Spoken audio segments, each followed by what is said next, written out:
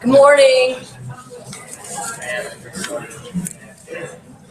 Good morning to everybody who's here. We're a little loud. We're streaming. Please forgive. If you're out there in streaming land, you won't have pictures of the humans here. You will have slides from our presentations. And we hope to move quickly through this morning. The idea is to get you in and out of here in under an hour. At the onset, we do also want to be sure you know, we'll say this several times, due to the Game Changers training that is planned on April 7th and 8th, we plan to have the same kind of meeting in April. So a web type, so you have the choice of coming in or watching in your office, watching, listening, twiddling your thumbs, whatever makes you happy. We're glad you're here this morning. We do have a significant number of folks in the house. I have one sort of recognition and welcome all in one. And we are really excited to welcome Matt Dixon to the new position of Chief Operating Officer of Human Resources. We're excited about the energy, enthusiasm, skill, passion he brings to the work. And I want to recognize him because from the moment we offered him the position, he's already been on the job, even though his official day of starting is today. So I wanted to thank him for all the extra. And also I'm giving him a rock star because he's going to need it.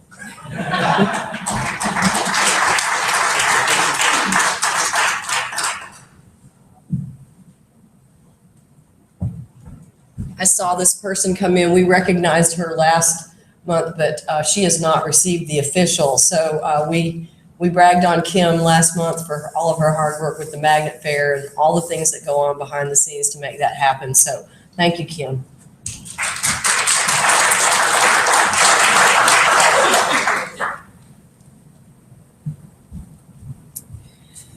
This morning, we're going to walk through the human resources timeline. You all know it's the time of year where people want to know about intent and transfer. What are the timelines and deadlines? Matt's going to do that for us. We are also going to get an update on the long and winding road that has been the job description study, where it is, and what to expect coming up with that. And Dion's going to help us there. We've had questions from you about leadership training, the work of Dr. Coble, how that's going to work. We'll update you. Paula and Amy have been working hard, so we have some good progress to share on the Teacher Academy. And then we're getting ready to roll out some new types of communication to help all of us. And we'll ask Alex to give us an update on that. So Matt.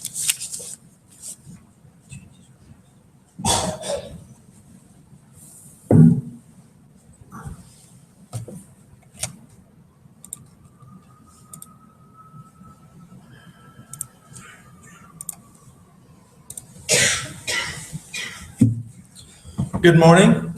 I also want to recognize Brenda Bourne, Pam Hinsdale, and Paula Wilkins, who have been leading the HR department for the past 2.5 years. And so I look forward to working with them and continuing the great work that they have been doing. So big thank you to them. I just have a quick update on the timeline for human resources. It's that time of year. So intent forms will go live on March 21st to our teachers, and that will close on April the 8th. And then spring break falls right in the middle of that. The allotments will occur as they did last year, where Brenda, once she gets enrollment numbers for next year, she will send out the allotments to you via email, and then questions can come back to her, and then to Carol and to Steve. So that process will remain the same as it was last year, and we'll send something out more formal, step by step, than just this. The recruitment fair will happen on Saturday, May 14th, again at the Career Center, and that will be from 9 to noon. So go ahead and mark your calendars. We're grateful for the Career Center to allow us to host that there again this year. Again, 9 to noon on Saturday the 14th. And then just as a future date, the teacher transfer window closes on July 11th. So are there any questions about any of that? Okay, thank you.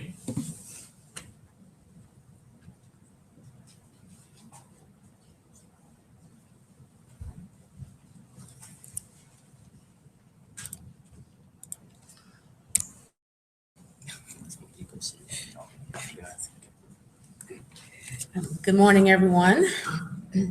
I'm just going to provide you a very brief update on the job description survey that, like Dr. Emery said, has been a long time coming.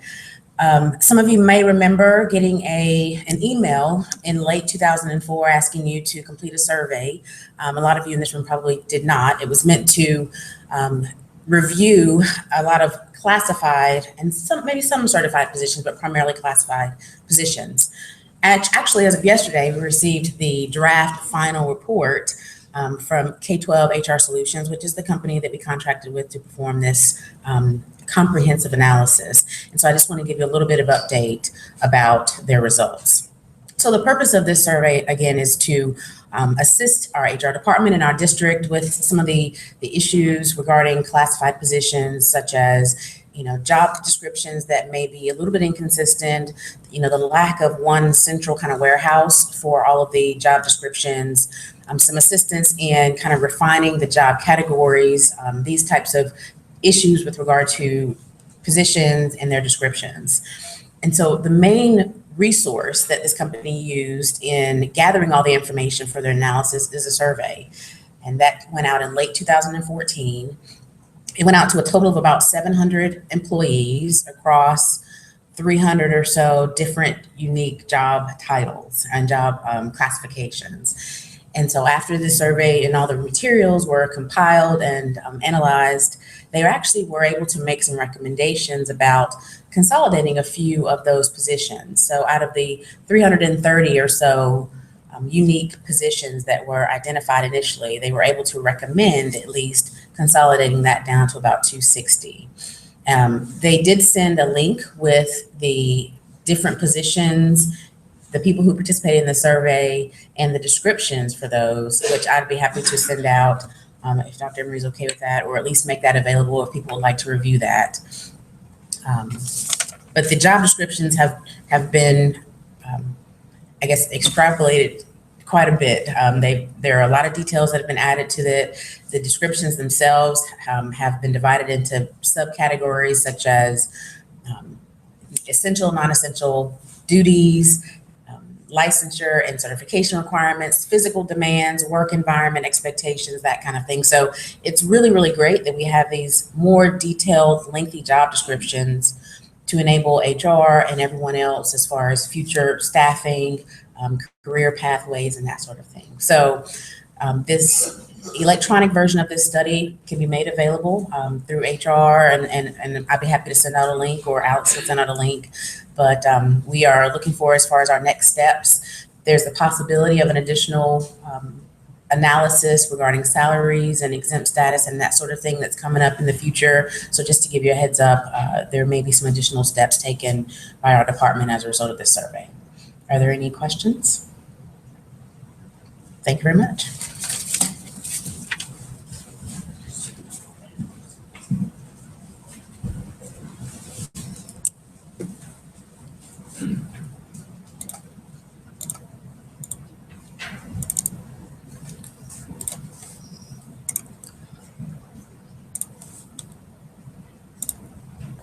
Sorry. Got things in 4 different places here.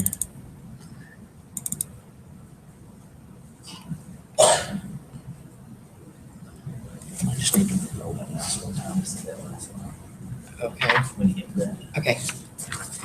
A couple of add-ons to the job description study. Many of you may know that sometimes communications have been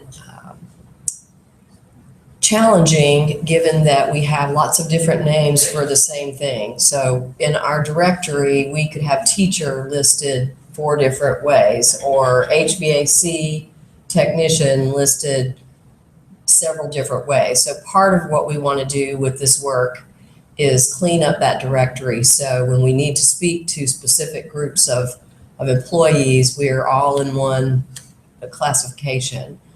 Also, this brings our job descriptions into the 21st century.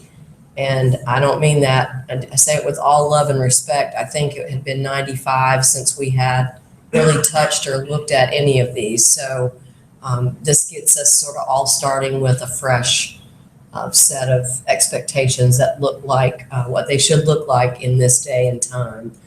Dion is accurate. I also want you to know, because I know you get a lot of questions, particularly from people in your buildings, the next step is looking at salary study. And so the first step was, let's look at these classifications and see if we can narrow some of them down. And now the next step is looking at where we have classifications maybe that have been folded together with job alike. Do we now need to look at pay issues in those categories? And particularly amongst our clerical data manager folks who continuously ask, what's happening with the job description study? The next step will now be to look at, what do we need to do about that? And while we haven't made any final decisions, we're in the process of looking at cost of study and getting that moving. So I'm happy for you to share that with your folks, because I know you probably get asked those questions regularly. Last month, we talked about beginning some work with Dr. Larry Coble and starting some leadership training cohorts. And since that time, I guess the good news has been that many of you have asked, well, what about me? And when can I get training? And how's that going to work? And so we wanted to just share a little bit about our thinking. And again, we're designing and growing. And so we're open to your thoughts about this. We're starting the training with Dr. Coble with the cohort of our priority schools principals and some blended central office administrative support. The rationale for this is that we want to provide support and opportunity to those folks who are in the places that have been identified as most challenging, and can we provide some help and support to them quickly.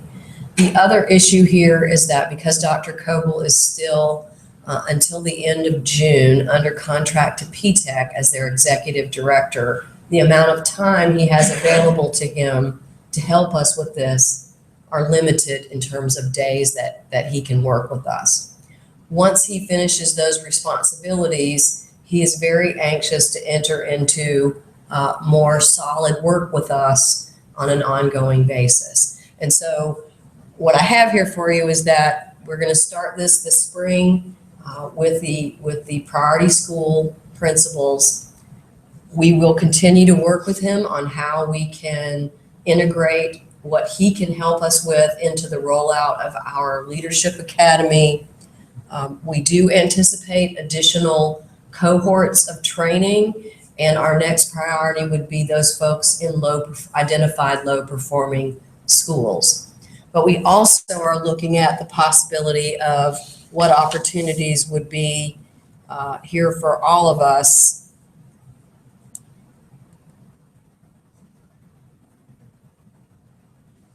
that we could capitalize on through administrative retreat opportunities this summer.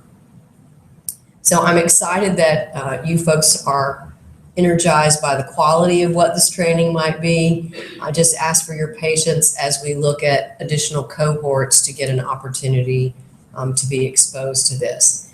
The other thing I wanted to make you aware of is that Dr. Coble has worked for years, and you all know this, on a leadership model, sort of a pure leadership model. There's a 360 involved. There are a lot of values-based pieces, all very helpful to us as we grow as leaders. We also want to be looking with him and other partners at what does instructional leadership require and how is that different. So part of our partnership with him is not just for him to come in here and do what he typically has done, but also to learn from us and to learn from those of you in the trenches about the skills and requisite leadership characteristics required in turnaround situations in our most challenging schools. So this is not just about him training, it's also about what can he gain and help us look at a model, an emerging model that helps us better serve schools that are the most challenged in our district. I also just want to add a caveat that Paula and Trish have been doing some sort of informal dialogue, and last Friday I had a 2-hour meeting bright and early with major leaders at BB&T, and there is significant interest in some sort of sponsorship or partnership.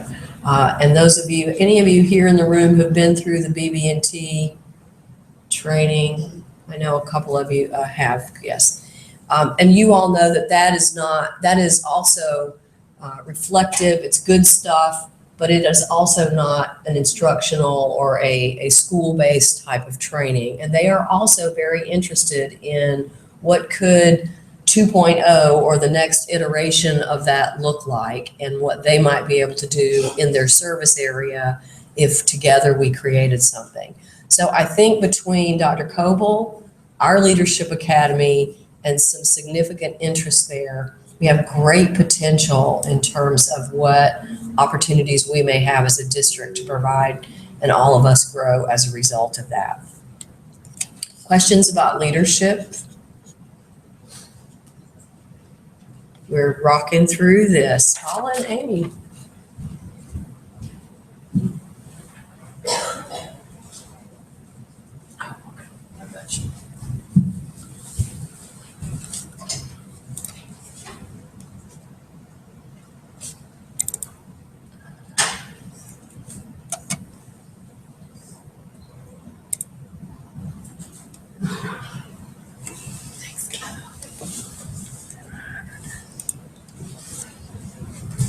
So good morning, everybody.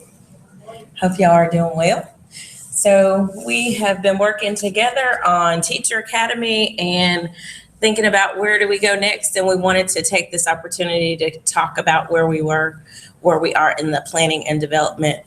So definitely want to thank the principals and teachers who have committed to providing us feedback and support along the way. Lots of teacher survey and input provided, and our design team for giving us the hard truth at times about what's doable and where we need to go next. So thank you very, very much for that.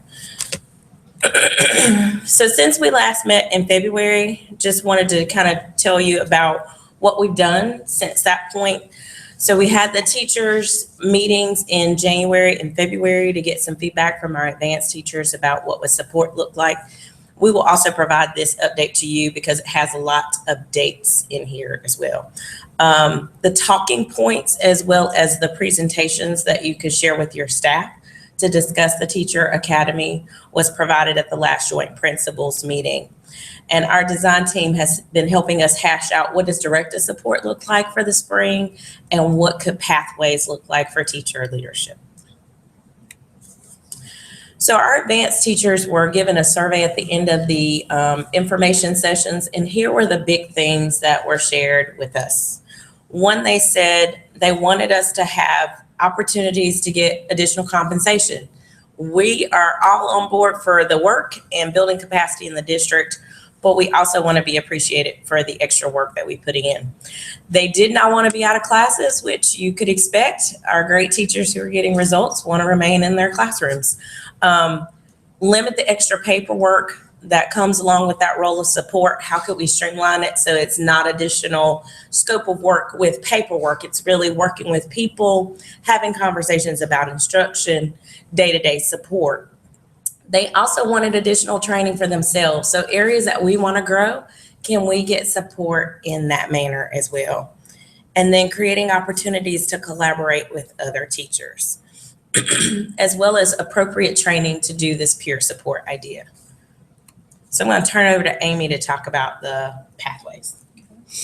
So with a lot of input from the teachers who attended the informational meetings, it was clear that they wanted multiple opportunities to share their craft and their expertise without it being a burden to them or to their students. So in taking that information, we've created several different ways that teacher leaders can support this effort. One would be model classrooms, and we're looking at a spring 16 training launch for that, and then actually launching that pathway in the fall of 2016.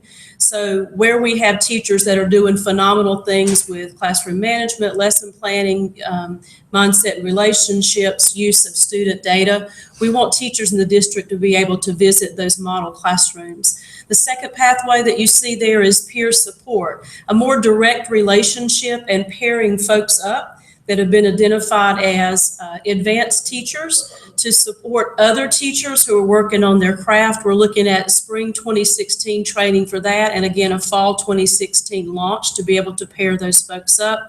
Pathway 3 is about providing professional development. We need to think about a way to vet that and make sure that what we're delivering is high quality and that it's targeted. So that's a fall 2016 anticipated launch. And then finally, the fourth pathway is exemplar lessons.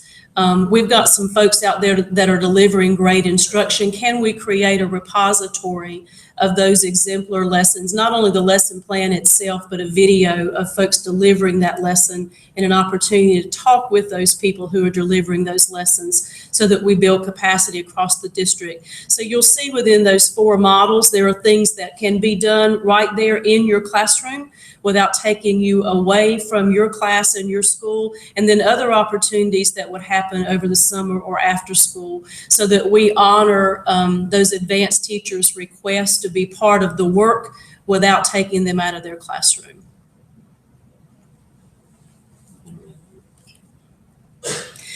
So we want to follow up with our advanced teachers. When we met with them in a series of 4 sessions, we were really doing more of collecting information from them than we were sharing information for them. And so we did not ask them to make a commitment because we had not ironed out all the details of what they might be committing to. Now that we have a better idea of what those pathways look like, we're going to ask those teachers to come see us again or participate virtually so they can do face-to-face sessions or virtual sessions. One of those will be March 14th from 4 to 5:30 here in the Ed Building. The other will be March 23rd from 4 to 5:30 here in the Ed Building. And again, folks can attend face-to-face or they can attend virtually. And we will send an email out to all of our teachers that were on that advanced list. We'll send that directly from one of us to make sure that everybody is aware of those dates. Directed teacher support is the other sort of leg of this stool, and we made a commitment that we want to honor that was going to happen this semester. We asked you to have some difficult conversations with some of your staff members, and you took that on and did a great job of it, and now it's our responsibility to make sure that we're going to provide that support. So we've looked at feedback that you all gave us from the menu of options. We are in the process this week, I should knock on some wood, I don't know what this is made of, to make sure that we finalize those dates to happen in March and April. We're looking again at lesson planning, data analysis, mindset, and relationships, and trying to offer something really high quality for teachers that have been selected to participate in one of those areas. Again, we anticipate that that's going to happen in March and April. The dates for the lesson planning series have been set, and again, we'll send this out to you so that you'll have something directly sent to you that has the dates. Those dates will be March 10, March 16, and March 22. And then the second series will be April 6, April 12, and April 26. Teachers will participate in one of those series. So if the March dates work better for a teacher working on lesson planning, he or she will participate in those dates. If the April dates work better, then those folks will have an opportunity to participate then. And the lesson planning will be very much based on what we did back in the summer at Summer leadership, but expanding on that and making sure that we're looking at alignment to standards. And then how to look at a lesson plan and troubleshoot and make it even more robust for students.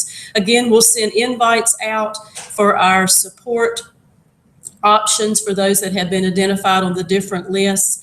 And if there's anything that you need to get in touch with either Paula or me.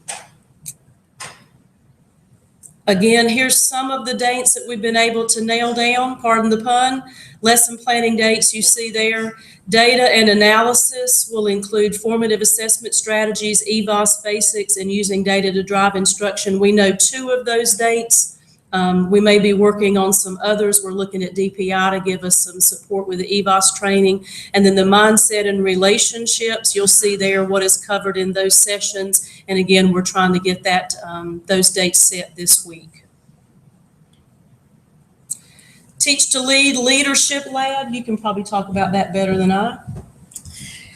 So back in September, as we began kind of the work and the launch on Teacher Academy, we were invited by the U.S. Department of Education for a Teach to Lead Summit.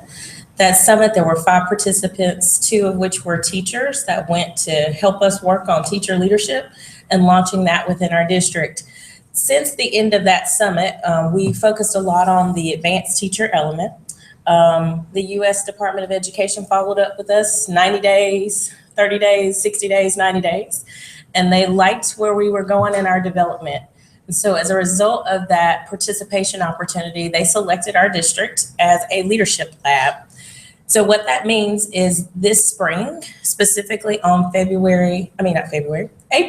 the 15th, they will help us coordinate a day that we can bring in national partners and, of course, teachers within our district to focus on what we're doing for teacher leadership and to figure out, our next steps for teacher leadership and support. So we want you to go ahead and mark this date on your calendar for April 15th. We're working to secure a space that will allow collaboration for up to about 250 people. So partners, as well as teachers being the bulk of the participants, and specifically our advanced teachers, we want to invite to participate if they would like to participate in this one-day event. And so a little bit about the day. The beginning of the day, we'll talk about where we are with Teacher Academy, and then we'll allow folks to give us feedback about what they think. Does it make sense? What are the holes in our thinking? And then the second part of the day will be about how do we refine what we're doing? What have others done in the area of teacher leadership, whether that might be Charlotte Mecklenburg or other models nationally that have launched teacher leadership successfully. And then we'll leave the day with some commitments and next steps surrounding teacher leadership. So we would like for you all to save this date because we want you to be a part of the day as our instructional leaders in schools, as well as our management team as well. And we're working on the location, and as soon as we have the location solidified, we will let you know. And we will cover the cost of subs for teachers that are planning to participate in the day. Again, it's invitational, it is optional. They are not required to attend, but they are invited because we want to hear their voices and to get their feedback to think about what we do next with teacher leadership. So those are all the updates that we have on Teacher Academy. Do you have questions for me or Amy?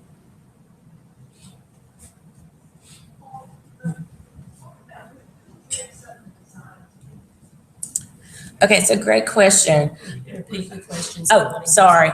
The design team was the question. Who makes up the design team? So currently the design team has about 7 teachers on it, as well as 3 leveled administrators. We have instructional services support. We have our leadership academy team. And assistant principals are on that design team. And I believe there is also a couple CCs as well. So we tried to pick a variety of folks that had different experiences, different school types to participate in the conversation. Lots of teachers with a wealth of experience and knowledge as well. Absolutely. We'll resend out the email from the first information in January. Not a problem. Thea. 2 questions. One, will we be reminded which session we send our director teachers out for? Absolutely.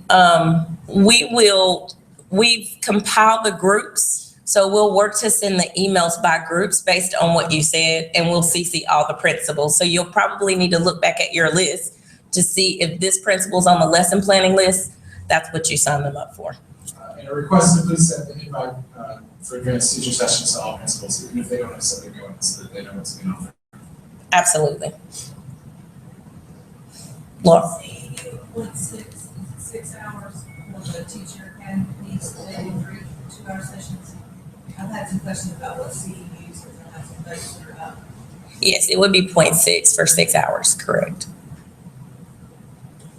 Karen? Is there the limit on the number of teachers that we can provide to teach the lead? I was thinking about some of our teaching leaders that are still in the STAR 3 process, if they would be invited to the teach the lead. So the question was, is there a limit on the number of teachers that can be invited to the Leadership Lab Summit in April? So we have not set a limit. We have the target of the 130-ish with our advanced teachers. But as we look at the final invite, so we'll send out a final invite. We want to make sure that schools have appropriate representation as well. So we'll work with schools on that. Other questions? Oh, Dr. Emery has comments. A quick comment to connect these things. We sent you the copy of the irreplaceables, and several of you have responded to just some coffee discussion sessions. Those dates I sent out to you. The TNTP, which is the sponsor of that study, is one of the national groups that Paula has reached out to try to come in here as a part of this Teach to Lead lab. Again, the whole idea of connecting the dots on, at the same time we're working on how do we fill these vacancies, what are those things we can do that aren't costly, that help us keep the people that are these master teachers. And some of that is not rocket science, and we just want to keep lifting that up. So I wanted to make you aware that there is connectivity here in what we're trying to do with this. Thanks, Alex.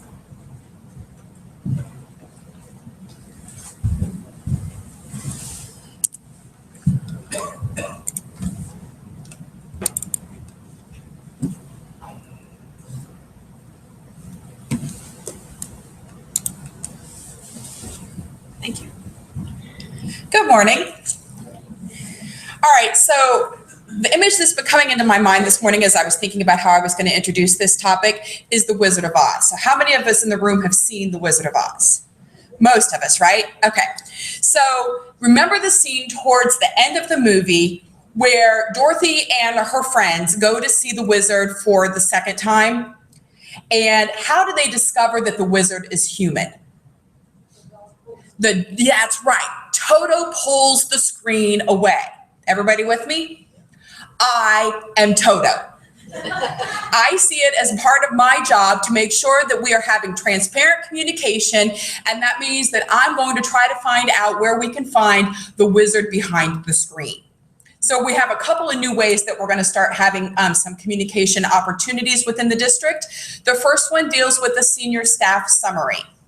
So I've been sucked into the void that is senior staff, and I've been asked to attend in order to record what goes on there and in the effort to be able to provide the information to you so that we can have a summary of what happens in senior staff and use that as a vehicle for transparent communication so that we can all kind of have a sense of the progress of the district in a really wholehearted way. So I will be sharing the summary notes with senior staff on Monday, and then rolling that out to principals and management team on Tuesday, hopefully. Some weeks it might be Wednesday, depending on how much input and feedback there is. And then on Thursday, I'm going to beef up the Keeping You Informed newsletter that I've been doing for all employees on a every other week basis to a weekly basis, so that we can make sure that information is coming out in a timely fashion to all staff members. And part of that Keeping You Informed will include the highlights from the senior staff summary piece. In addition to that, it has been requested that we look at the district planning calendar a little bit broader in its perspective. So how can we include meetings and events that affect multiple schools or impact multiple schools and have a single go-to place for all of that information? So the district planning calendar is going to house information beyond what's going on with the school board and some other kind of big things, down to things that affect multiple schools. And so some of that might include things like ongoing meetings for curriculum coordinators or EC case managers and those kind of folks that meet on a regular basis. It might also include things like spelling bee, which includes and impacts multiple schools. It might include things like data manager meetings and those kind of things so that everyone in the district has access to what's going on a daily basis. So that if you are in a position to try to schedule an event, you can go to the planning calendar and have access to all of that information to see where you might be able to find the best fit for who you need to invite. To that end, we have a Google form that looks like this, and it's pretty simple. So it has the meeting event and title, who's the contact person, who is required to attend, who is optional to attend. And if the event has one occurrence, that kicks you into providing information about that one occurrence. And if it has multiple occurrences, say it's a repeating meeting, rather than having to do the form for every one of those meetings, you can do the form once. So that, especially for folks of management team who might have meetings that happen on a regular basis, you can simply do the form one time, and then I will be taking this form and putting everything into the planning calendar. So in the hope of trying to provide some information and support in consistent communication. I will be sending out an email later on today with information about how to access the form and expectations and some kind of guidelines for the calendar purposes and an overview of what I shared in terms of the senior staff summary. There is a link posted on the district website in the quick links that will automatically link you to this form. So it's not something that you have to keep the link handy. It will be easily accessible from the district website. So we're trying to make this process as painless and as easy as possible to get started. So I anticipate having an update to the planning calendar within the next 2 weeks after I collect kind of all of the big events and have a chance to get those added to the planning calendar. Questions for me? Yes, ma'am. When will the information need to be given to you? Sure, that's a great question. So what I mean, it would be great to have at least a week notice so that I have a couple of days to be able to keep things updated. After I kind of figure out what the traffic is, that may change. So it might be that I want things by Wednesday for the next week so that I can get everything done. But I don't know yet how much traffic I'm going to have, so it's hard for me to say at this point. May I make a suggestion? Absolutely, please. Can you speak to all the departments and maybe have them give you all of their dates for the upcoming 2016-2017 school year by a specific date in the spring, so that we kind of have a calendar of what's coming up. And so every month, we may get reminders, but we can already start to put those dates on our school calendars and make plans, because this year we had several dates that overlap. Sure. And people had to be in two places at one time. And I think a lot of that can be eliminated if we kind of push departments to say, look, you need to be forward thinking enough, especially with us adding additional trainings, to go ahead and map those out so that schools can properly plan and be able to accommodate those. I think that's a great suggestion and I appreciate it. Thank you very much. I'll make sure I get that done. Yeah, thank you. Other questions for me?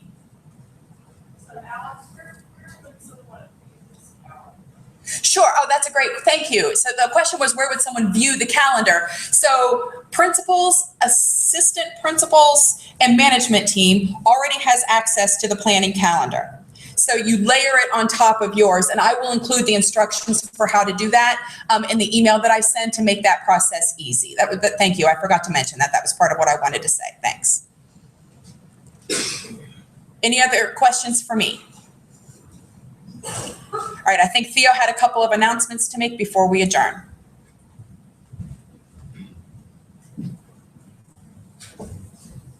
Good morning, and I know Sam has an announcement about summer school teachers. He's going to come up here real quick. I just want to remind everybody of the upcoming meetings that we have. The next joint principals management team meeting is April 5th. We're going to do it in the same format again because there are so many meetings and you guys are being pulled out enough as it is. And we'll have instructions and reminders that ahead of time. The Game Changers training with Eric Jensen will be April 7th and 8th. And we will send out reminders and planning. I see someone with their, you don't have to take a picture. I promise I'll send it to you. We'll also update the planning calendar and that kind of thing for you. We'll send out invitations on that. Jamie Vollmer will be with us. He wrote that book that you all should have received by now. We can't do it. Schools cannot do it alone. He will be with us at our May 3rd joint principals meeting, so we'll all be back together for that. And the following day is when we are all invited to the Winston-Salem Foundation luncheon. We'll be out at tables networking with community to try to bring personal perspectives to that. And then finally, this is a long way off, but really far. July 26th through 28th will be the summer leadership retreat for principals and assistant principals. And Sam, I'll turn it over to you.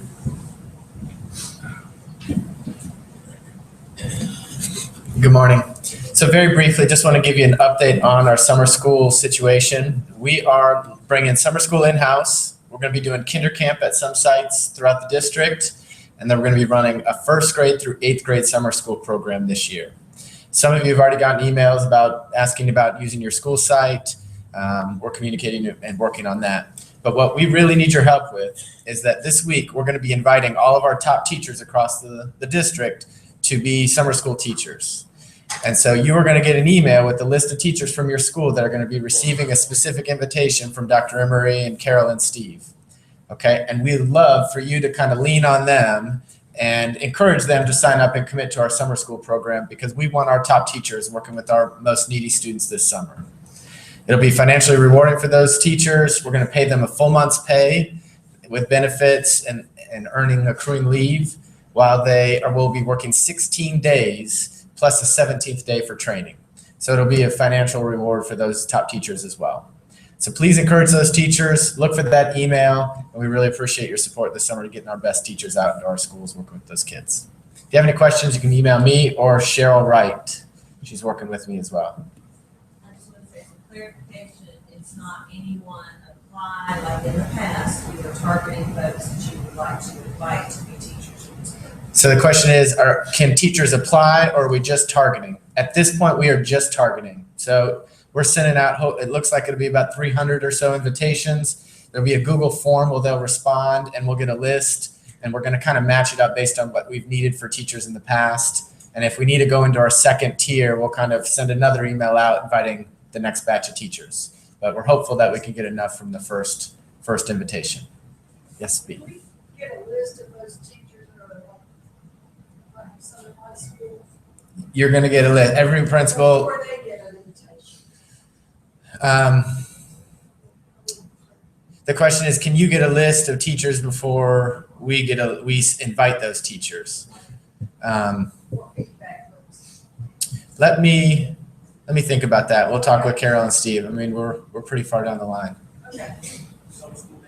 Summer school dates are July 5th to July 28th.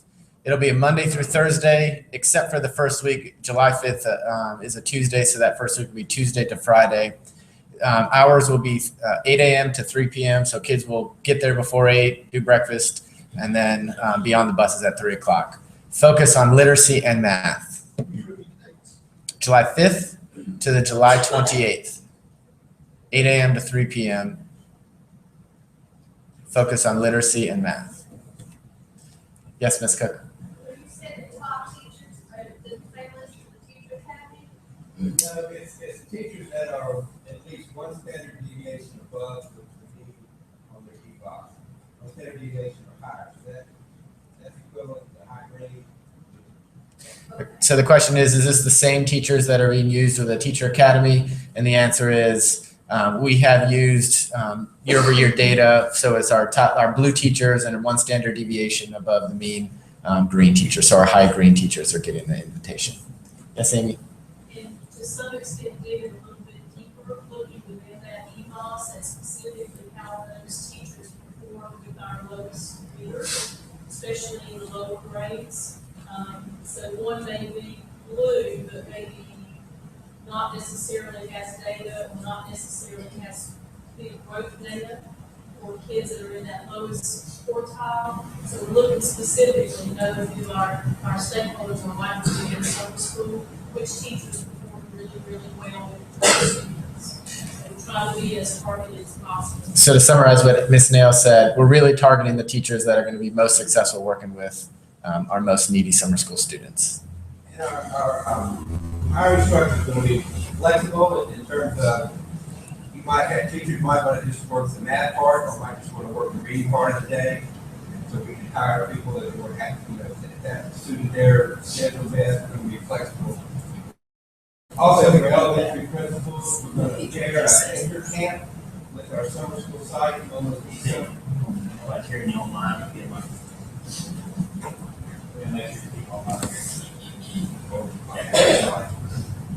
We have kinder camps this summer that will be at most all of the elementary sites. We're going to look at this. We have about 300 pre-K children on a waiting list that did not receive pre-K this year. We'll reach out to those families. This is going to be run sort of on separate but on site with the summer school sites. So just so you have an awareness of that, because we'll be asking summer school sites, we'll want to use your pre-K or kindergarten classrooms for these classrooms. So I think kind of going to B's point or question, when you get that list of teachers, we can have some feedback. So it's an invitation at this point for our teachers. Once we get feedback from folks as who's interested, if you've seen a name on your teacher list that you have some questions or concerns about, I encourage you to give us that feedback before we formally confirm that that teacher will be working with us this summer. All right, thank you all.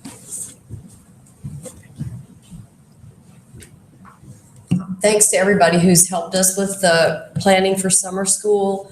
2 additional points to that. I just want to say that we have great flexibility in what we can do. Steve was mentioning staffing. One of the big pieces of feedback we got from folks about not working in summer school was that it was 4 weeks, it was strict, you had to, so if people want to split a day, if people can only work 2 weeks and 2 weeks, and that's what it takes to get those folks in there that we know produce a different result, please encourage them. I was at South Fork the week that students this past fall took the last round of Read to Achieve. And in one classroom, there were 6 little boys the teacher wanted me to meet. She lined them all up, wanted me to shake their hands. Those 6 boys had just passed that last round of Read to Achieve. That's 3 times the number of kids in one classroom who we had passed this summer. Past summer. We had 2 kids over the summer program, 6 in one classroom. And I looked her right in the eye and I said, what do you think has made the difference here? She looked me right in the eye and said, me.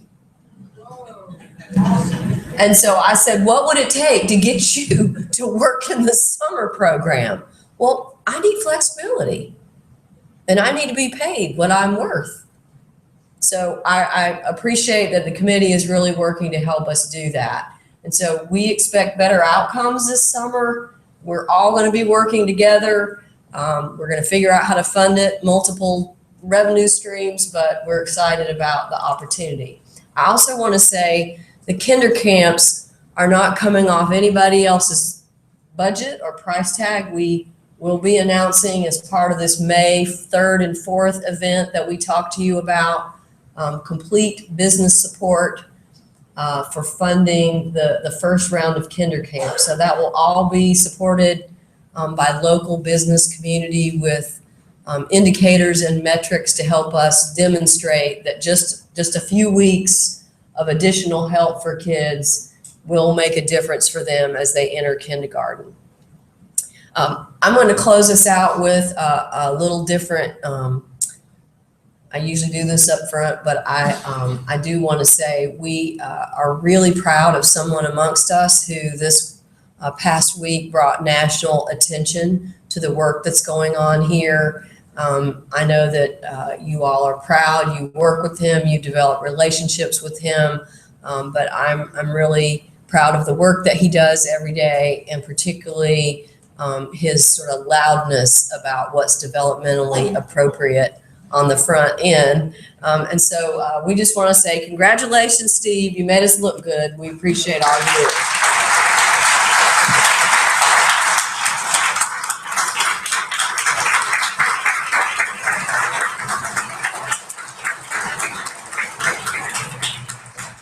We're adjourned.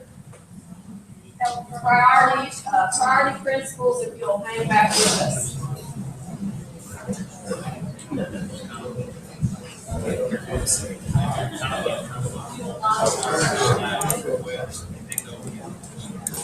How are you?